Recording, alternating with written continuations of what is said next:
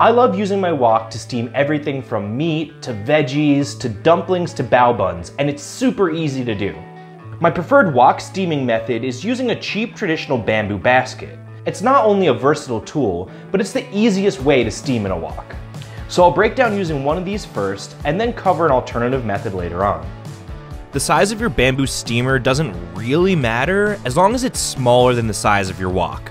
However, 95% of the time I tend to reach for my 10-inch steamer, so that's what I'm going to be recommending here. You could get a larger one, but I really only break out the big boy if I'm having a dumpling party or cooking up large batches of buns to freeze.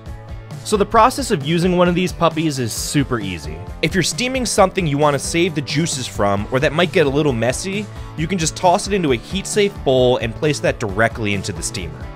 Otherwise, you'll typically want to line the steamer so crud doesn't get all over it. I like to use parchment paper rather than cabbage or banana leaves because it doesn't get the steamer dirty, but hey, you do you.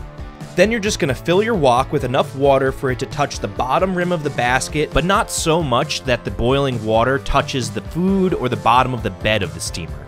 Then just load your food into the steamer, place that whole kit and caboodle into the wok, and turn the heat on, cooking until your food is done. Just make sure to steer clear of the puff of steam that'll erupt when you take the lid off. Steam burns kinda suck.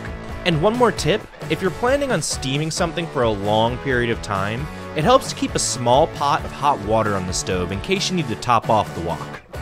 And as promised, if you don't have a steamer basket, all you have to do is prop up a heat-safe bowl, a baking pan, disposable pie tin, whatever you've got, with a few balls of tin foil, and then slap a lid on the whole shebang. Throughout the video, I've been making a quick, lazy weeknight favorite of mine.